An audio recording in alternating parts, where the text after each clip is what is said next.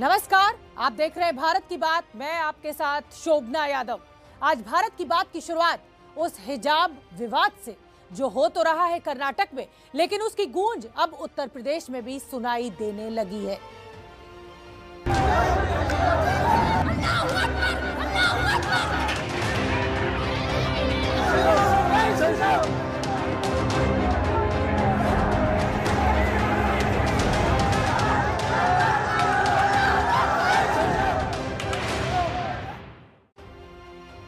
तो आप देख सकते हैं मैं जिस जगह पर खड़ी हूं वो कर्नाटक के मांड्या का वही कॉलेज है जहां हिजाब विवाद वाली लड़की की तस्वीर वायरल हुई। ये हिजाब में आप देख सकते हैं वो लड़की जिसने आज इस भीड़ का सामना किया। इसी लड़की का मुद्दा आज उत्तर प्रदेश में भी उठाया गया है। हिजाब विवाद पर कर्नाटक हाईकोर्ट में आज सुनवाई हुई है। कल कोर्ट का फैसला आना है।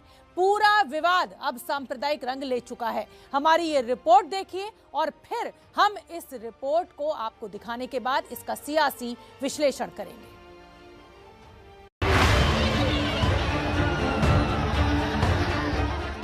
तस्वीरें कर्नाटक के उडुपी की हैं। ये महात्मा गांधी मेमोरियल कॉलेज का परिसर है और बापू के नाम पर बना ये कॉलेज फिलहाल मजहब का अखाड़ा बन गया है।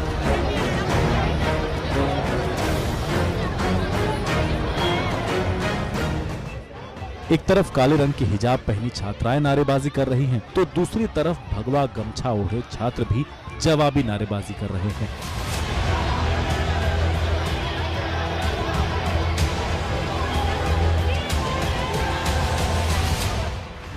हिजाब और भगवा का ये विवाद कर्नाटक में सांप्रदायिक रंग ले चुका है और ये सिर्फ उडुपी तक सीमित नहीं है।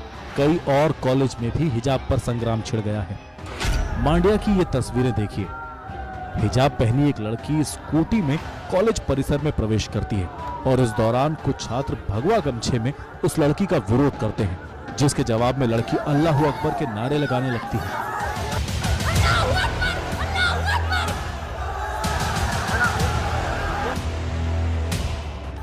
तो जवाब में भगवा गमछा ओढ़े छात्र भी जय श्री राम का नारा बुलंद कर देते हैं।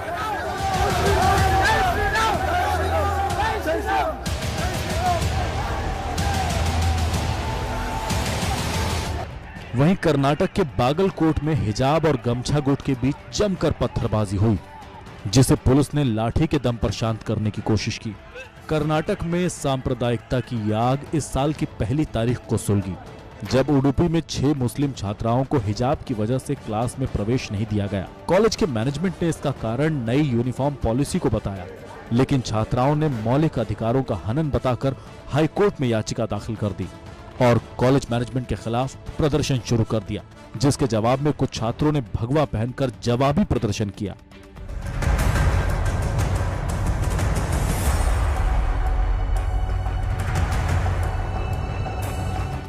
हिजाब वर्सेस भगवा की इस लड़ाई ने धार्मिक रंग के साथ साथ सियासी रंग भी ले लिया है। एक तरफ प्रधानमंत्री ये दावा करते हैं कि उन्होंने मुस्लिम महिलाओं को बहुत राइट्स दिए हैं, ख़ास तौर पर तलाक को लेकर के, और आज प्रधानमंत्री की पार्टी की सरकार वहाँ पर है और वो इस पर कुछ नहीं बोलते हैं, कॉन्स्टिट्यूशन के खिलाफ काम कर रहे हैं। कर्नाटक के सीएम बसवराज बोम्मई ने कोर्ट का मामला बताकर टिप्पणी से इनकार किया, तो दिल्ली में केंद्रीय मंत्री गिरिराज ने विवाद को इस्लामिक स्टेट बनाने की कोशिश बता डाला।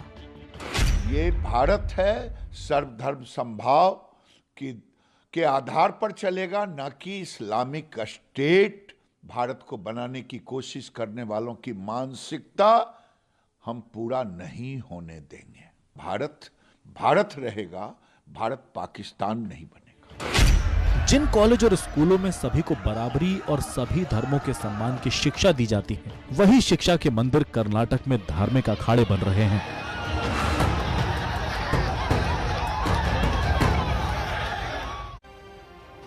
तो हिजाब वर्सेस भगवा का ये जो पूरा मुद्दा है अब सियासी रंग भी लेता हुआ नजर आ रहा है। उत्तर प्रदेश के संभल में रैली को संबोधित करते हुए एआईएमआईएम के अध्यक्ष असदुद्दीन ओवैसी ने हिजाब का मुद्दा उठाया। उत्तर प्रदेश में पहले दौर की जो मतदान है वो परसों होना है, यानी 10 फरवरी को, और उससे ठीक पहले ओवैसी अब हिजाब का मुद्दा चुनावी रैलियों में उठा रहे हैं। आज हमने वो वीडियो भी देखा कि हमारी एक बहादुर बेटी कर्नाटका में मोटरसाइकिल पर हिजाब पहनकर आती है और मोटरसाइकिल को अपने कॉलेज में रखती है, तो जैसा ही उसके करीब ये तमाम लोग आकर उसको डराने के लिए नारे मारते हैं। एक 25-30 का नौजवानों का हुजूम इस नकाब बुर्का पहनी हुई बच्ची को डराने के लिए दौड़ता है। मैं सलाम करता हूं और इस बेटी की बहादुरी को, मैं सलाम करता हूं उस बच्ची के माँ बाप को जिसने उस बच्ची को इतना बहादुर बनाया। ये आसान काम नहीं था। उस बच्ची ने उन नौजवानों की तरफ देखकर पुकार कर कहा, अल्लाहु अकबर, अल्लाहु अकबर, अल्लाहु अकबर। ये मिजाज पैदा करना है। अगर तुम आज झुक जाओगे तो हमेशा के लिए झुक जाओगे, याद रखो मेरी बात को। तो असदुद्दीन ओवैसी कितनी भी कोशिश कर रहे हो इस पूरे मुद्दे को सियासी बनाने की, लेकिन अब से कुछ देर पहले कौन बनेगा मुख्यमंत्री कार्यक्रम में जब उत्तर प्रदेश के लोगों का दिल हमने टटोला तो उन्होंने कहा हिजाब का मुद्दा उत्तर प्रदेश में कोई मुद्दा नहीं है। बहरहाल आगे बढ़ते हैं भारत की बात में और बात करते हैं कि प्रधानमंत्री नरेंद्र मोदी ने आज कैसे कांग्रेस के ऊपर हमला बोला संसद से। आज प्रधानमंत्री नरेंद्र मोदी ने संसद में कांग्रेस पर यह कहते हुए हमला किया कि कांग्रेस ना होती तो देश में क्या होता। कांग्रेस पर हमले के जरिए मोदी ने चुनावी राज्यों को भी संदेश देने की कोशिश की। Prime minister will be responding to the debate. Rajya Sabha में प्रधानमंत्री ने महात्मा गांधी का नाम लेकर कांग्रेस का जिक्र किया। अगर महात्मा गांधी के और ये कहते हुए 10 ऐसे बाउंसर फेंक डाले कि कांग्रेस ना होती तो देश में क्या होता। अगर महात्मा गांधी के इच्छा के अनुसार कांग्रेस न होती तो क्या होता? लोकतंत्र परिवारवाद से मुक्त होता। भारत विदेशी चश्मे के बजाय स्वदेशी संकल्पों के रास्ते पर चलता। अगर कांग्रेस न होती तो इमरजेंसी का कलंक न होता। अगर कांग्रेस न होती तो दशकों तक करप्शन को संस्थागत बनाकर नहीं रखा जाता। अगर कांग्रेस न होती तो जातिवाद और क्षेत्रवाद की खाई इतनी गहरी न होती। अगर कांग्रेस न होती तो सिखों का नरसंहार न होता। सिखों का नरसंहार न होता। सालों साल पंजाब आतंकी आग में न जलता। अगर कांग्रेस न होती तो कश्मीर के पंडितों को कश्मीर छोड़ने की नौबत न आती। अगर कांग्रेस न होती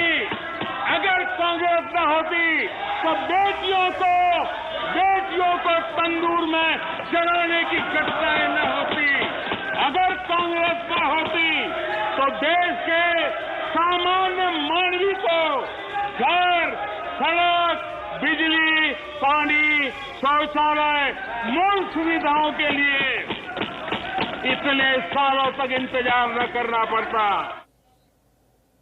तो प्रधानमंत्री नरेंद्र मोदी ने आज संसद में राज्यसभा में जब वो राष्ट्रपति के अभिभाषण पर धन्यवाद पर बोल रहे थे उस समय कांग्रेस पर हमला बोला। पुष्पा का असर अब चुनाव में भी दिखने लगा है। चुनाव में पुष्पा की एंट्री रक्षा मंत्री राजनाथ सिंह के जरिए हुई। वो आज उत्तराखंड में थे जहां उन्होंने मुख्यमंत्री पुष्कर सिंह धामी के नाम के साथ फिल्म का चर्चित डायलॉग भी जोड़ दिया। सुनिए आप। जहां तक हमारे उत्तराखंड के मुख्यमंत्री का प्रश्न है वो बहुत ही सरल है, बहुत ही सौम्य, और उनका नाम भी पुष्कर है। आजकल एक फिल्म चल रही है, उसकी चर्चा खूब चारों तरफ हो रही है। फिल्म का नाम है पुष्पा और हमारे मुख्यमंत्री का नाम है पुष्कर। मगर यह पुष्कर सुनकर कांग्रेस के लोग समझते हैं कि यह पुष्कर तो फ्लावर है, फूल है। लेकिन मैं कांग्रेस के दोस्तों को बताना चाहता हूं, अपना पुष्कर फ्लावर भी है और अपना पुष्कर फायर भी है। यह कांग्रेस को समझना। और हमारा पुष्कर धामी ऐसा है कि हमारा पुष्कर। तो राजनाथ सिंह कह रहे हैं कि हमारा पुष्कर फ्लावर भी है और फायर भी है। पुष्पा का डायलॉग बोलते नजर आए। बड़ी खबर आपको बता दें, चन्नी को मुख्यमंत्री उम्मीदवार बनाए जाने पर पंजाब में विवाद शुरू हो चुका है। पंजाब कांग्रेस अध्यक्ष सिद्धू की पत्नी नवजोत कौर का कहना है कि चन्नी से ज्यादा काबिल हैं नवजोत सिंह सिद्धू। राहुल गांधी को गुमराह किया गया। आपको लगता है कि चरणजीत सिंह चन्नी गरीब आदमी है और ज्यादा बेटर कनेक्ट करेगा नवजोत सिंह सिद्धू से ज्यादा? हमारे से ज्यादा अमीर है, हमारे से ज्यादा अमीर है। उसका घर देख लो, उसका पैसा देख लो, उसके रिटर्न देख लो, उसके पास हमारे से ज्यादा पैसे हैं। That should not, money is no criteria for making a person you know at putting him at such a high position. I think only your particulars, your merit, your education, your work, your honesty, all these things should be counted. मतलब Navjot Singh Sidhu better choice थे?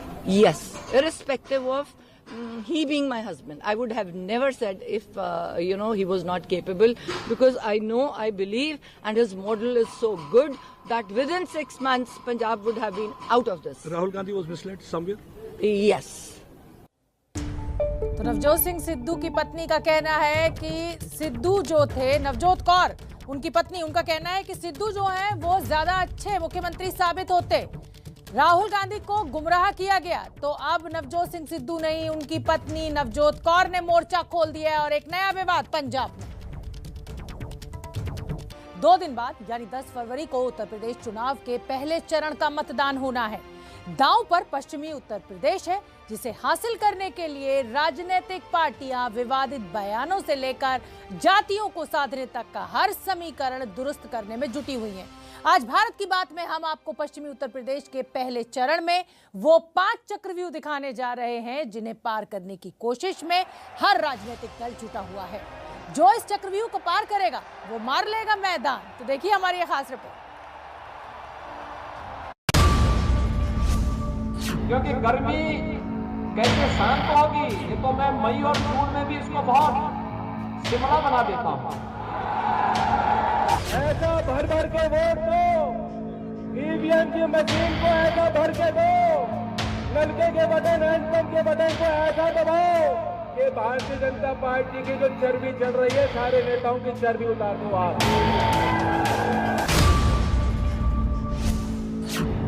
वे सपा की हो, बसपा की हो, एक जैसे कारनामे थे और उन कारनामों का दुष्परिणाम था केराना और कांदला से पलायन। मुझे खुशी है कि वेस्टर्न यूपी के किसानों ने भारतीय जनता पार्टी के दरवाजे बंद कर दिए हैं, इसीलिए दिल्ली में बैठक हो रही है। आप ये सोचो, हम तो नहीं कह रहे कुछ, जाट जाट जाट जाट जाट क्यों?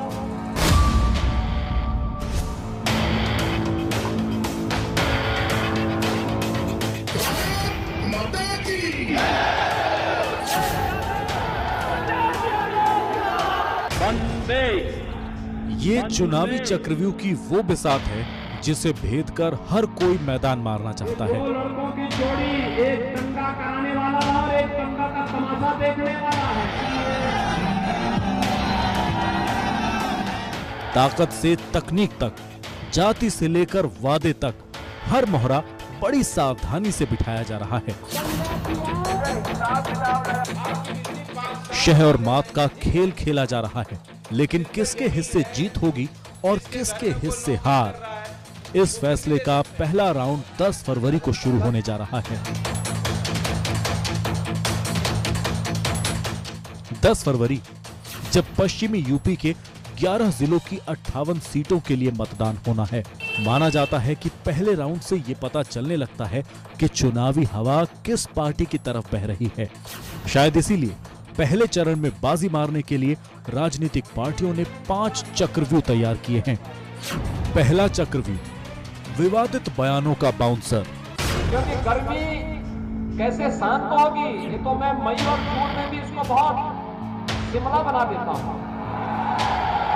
तो हमारा तो खून ही गर्म है। बाबा जी आप जो है कंबल ओढ़ के गोरखपुर में सो जाओ। ये पहले चरण के चुनाव का पहला चक्रव्यूह विवादित बयानों के ऊपर बुना गया। बयानों के ऐसे बाउंसर फेंके गए कि चुनावी प्रचार पर विवादित बयानों का शोर हावी हो गया। मुद्दे गायब हो गए और हर तरफ सिर्फ गर्मी और चर्बी वाले बयान की चर्चा होने लगी। ये गर्मी जो अभी कैराना में और मुजफ्फरनगर में कुछ जगह दिखाई दे रही है ना, ये सब शांत हो जाएगी इसके बाद। 30 जनवरी को यूपी के सीएम योगी आदित्यनाथ ने पश्चिमी यूपी के हापुड़ में गर्मी मिटाने वाला बयान दिया तो फौरन आरएलडी के मुखिया जयंत चौधरी ने चर्बी से उसका जवाब दे दिया। योगी के गर्मी वाले बयान पर सिर्फ जयंत चौधरी ने ही पलटवार नहीं किया, जवाब देने असदुद्दीन ओवैसी भी आए।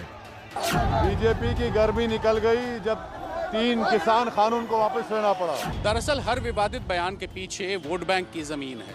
वोट बैंक साधने के मकसद से ही विवादित बयान दिए जाते हैं। यूपी के मुख्यमंत्री योगी आदित्यनाथ ने गर्मी वाला बयान कैराना को लेकर दिया था। वो कैराना जो पहले चरण के मतदान में दूसरे चक्रव्यूह की जमीन बन चुका है। पहले चरण का दूसरा चक्रव्यूह पलायन। जो उत्तर प्रदेश और विशेषकर पूर्वांचल और पश्चिमी उत्तर प्रदेश जो माफियाओं के लिए जाना जाता था, आज मैं भारतीय जनता पार्टी के कार्यकर्ता के नाते, देश के गृह मंत्री के नाते गर्व से कहता हूं, योगी आदित्यनाथ ने उत्तर प्रदेश को माफियाओं से मुक्त कराने का काम किया। मैं जरूर कहना चाहूंगा, बीजेपी ब्रिगेड पूरी ताकत से पश्चिमी यूपी को पलायन वाले मुद्दे की याद दिलाना नहीं भूल रही। गृह मंत्री अमित शाह ने तो अपने प्रचार की शुरुआत ही कैराना से की थी। दरअसल पिछले चुनाव में कैराना से हिंदुओं का पलायन बहुत बड़ा मुद्दा बना था। इतना बड़ा मुद्दा कि ध्रुवीकरण ने पूरी तस्वीर बदल कर रख दी और चुनाव हिंदू बनाम मुसलमान हो गया। ध्रुवीकरण की लहर पर सवार बीजेपी सीधे यूपी की सत्ता तक पहुंच गई थी और अब जब कैराना से समाजवादी पार्टी ने नाहिद हसन को अपना प्रत्याशी बनाया तो बीजेपी को कैराना से हिंदुओं के पलायन को मुद्दा बनाने का मौका मिल गया, क्योंकि बीजेपी नाहिद हसन को कैराना के पलायन के मामले में मुख्य साजिशकर्ता मानती है। समाजवादी पार्टी और आरएलडी गठबंधन के उम्मीदवार नाहिद हसन की गिरफ्तारी के बाद पलायन का मुद्दा गर्म हो चुका है। बीजेपी के मैं सभी बयानों से ना इत्तेफाक रखती हूँ और वो झूठे लोगों की पार्टी है और अब जनता उनके झूठों से वाकिफ हो चुकी है। और कैराना ने तो उन्हें पहले भी करारा जवाब दिया था, जब लहर थी तब बड़ी जीत हमने हासिल की थी यहाँ से, और इस बार इंशाल्लाह दोबारा हम इनको जवाब देने का काम करेंगे। इनकी जो बदनामी है, कैराना को जो इन्होंने बदनाम किया है, उसका मुंह तोड़ जवाब जनता देगी। पिछले विधानसभा चुनाव में पहले चरण की 58 सीटों में से 53 सीटें बीजेपी के खाते में आई थी। एसपी को सिर्फ 2 सीटें मिली थी। बीएसपी 2 ही सीटें जीत पाई थी। आरएलडी के हिस्से में 1 सीट आई थी, जबकि कांग्रेस का तो खाता तक नहीं खुला था। बीजेपी पलायन का मुद्दा उठा रही है, लेकिन अखिलेश यादव बीजेपी से उत्तराखंड में हुए पलायन पर सवाल पूछ रहे हैं। चुनाव है, उत्तराखंड में चुनाव है, केवल उत्तर प्रदेश में पलायन का सवाल नहीं है। 1000 से ज्यादा गांव खाली हैं उत्तराखंड में, 1000 से ज्यादा गांव। क्या गृह मंत्री उत्तराखंड में भी जाएंगे? और इस बार यहाँ के किसान, यहाँ का नौजवान, यहाँ के हर वर्ग के लोगों ने तय किया है कि भारतीय जनता पार्टी का पॉलिटिकल पलायन होने जा रहा है। माफियाओं से मुक्त कराने का काम। किस पार्टी का पलायन वाला पैंतरा काम करेगा, ये कहना मुश्किल है, लेकिन ये जरूर लग रहा है कि एक बार फिर ध्रुवीकरण का माहौल बन रहा है। लेकिन इस बार तस्वीर पिछले विधानसभा चुनाव से बहुत अलग है और इसीलिए ध्रुवीकरण के बनते माहौल में बीजेपी कैराना के साथ साथ किसानों को भी साधने में जुटी है। पहले चरण का तीसरा चक्रव्यूह कैराना और किसान। पश्चिमी यूपी के चुनाव में मुख्य रूप से 2 मुद्दे सुर्खियों में हैं। पहला कैराना और दूसरा किसान। बीजेपी ने जहां एक तरफ कैराना का मुद्दा उछालकर ध्रुवीकरण की कोशिश की, वहीं समाजवादी पार्टी ने किसानों के मुद्दे को उठाकर पश्चिमी यूपी का किला फतह करने की कोशिश की। किसानों को साधने के लिए समाजवादी पार्टी के मुखिया अखिलेश यादव ने जयंत चौधरी की आरएलडी से गठबंधन किया।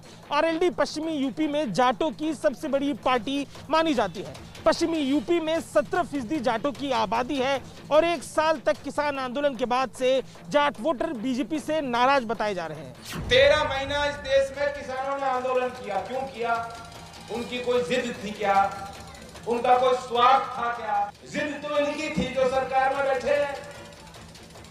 कौन सी पट्टी बांधे बैठे हैं? वारे मोदी, वारे मोदी, वारे मोदी, बस यही चिल्लाना उनका काम है। सबको सम्मान, सबको सुरक्षा। ऐसा नहीं है कि बीजेपी किसानों को अपने पक्ष में करने के लिए कोशिश नहीं कर रही।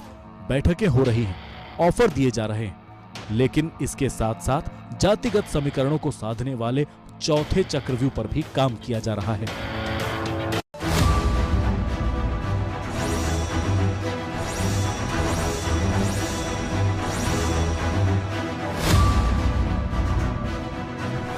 दो 2017 के चुनाव में 91% सीटें जीतने वाली बीजेपी की प्रतिष्ठा इस बार दांव पर है, क्योंकि उसने पश्चिमी यूपी को जीता था।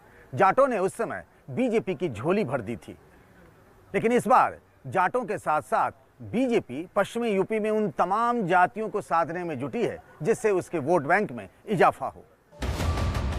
बीजेपी ने दूसरी पार्टियों के मुकाबले सबसे ज्यादा 25 सवर्णों को टिकट दिया है। सबसे ज्यादा 12 जाट उम्मीदवारों को भी बीजेपी ने मैदान में उतारा है। बीजेपी ने सबसे ज्यादा 24 ओबीसी उम्मीदवारों पर भी दांव लगाया है। हालांकि एक भी मुस्लिम उम्मीदवार नहीं बनाया गया। जातीय समीकरणों को साधने की कोशिश है, क्योंकि पश्चिमी यूपी में करीब 27% मुस्लिम आबादी है, 17% जाट है, करीब 25% आबादी SC/ST की है, राजपूत 8% है, गुर्जर 4%, जबकि यादव 7% है।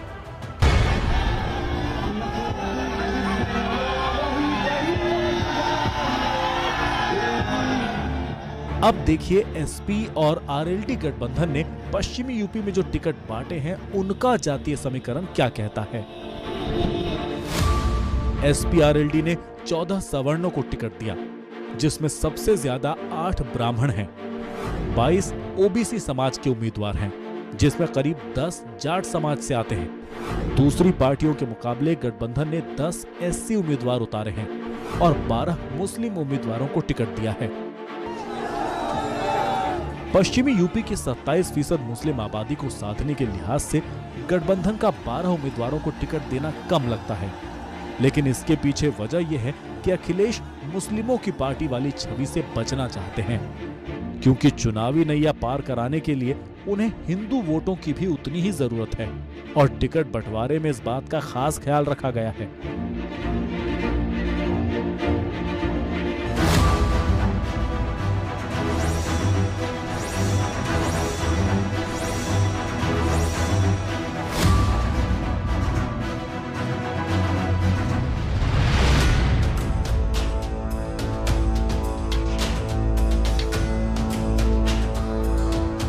पश्चिमी यूपी को साधने के लिए 5वें चक्रव्यूह के तौर पर वादों की बिसात तैयार की गई है।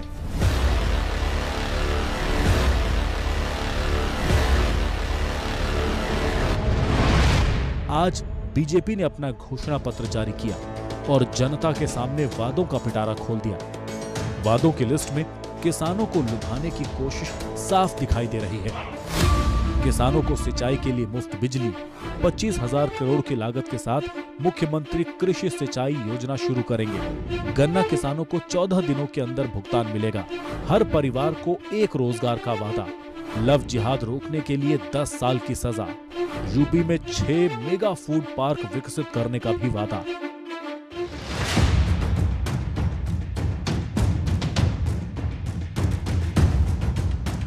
अखिलेश यादव भी सरकार आने के बाद क्या करेंगे, उन वादों की लिस्ट पेश कर चुके हैं। एसपी की सरकार बनने पर 300 यूनिट बिजली मुफ्त, हर फसल के लिए MSP होगी, किसानों को सिंचाई के लिए बिजली मुफ्त दी जाएगी, 15 दिन में गन्ना किसानों का भुगतान होगा, समाजवादी पेंशन योजना फिर से शुरू की जाएगी।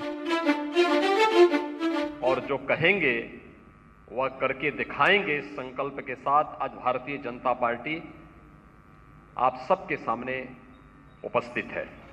आने वाले समय में उत्तर प्रदेश को खुशहाली, विकास और तरक्की के रास्ते पर ले जाने के लिए समाजवादी पार्टी ने अपना मैनिफेस्टो बनाया है, जो सत्य वचन और अटूट वादा करके हम लोग जनता के बीच में जा रहे हैं।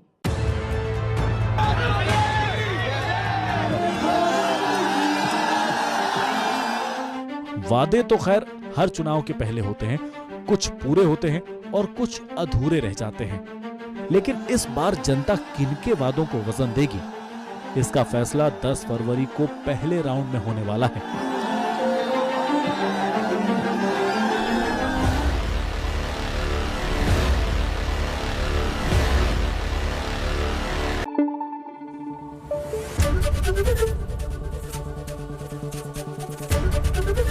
एबीपी न्यूज आपको रखे आगे।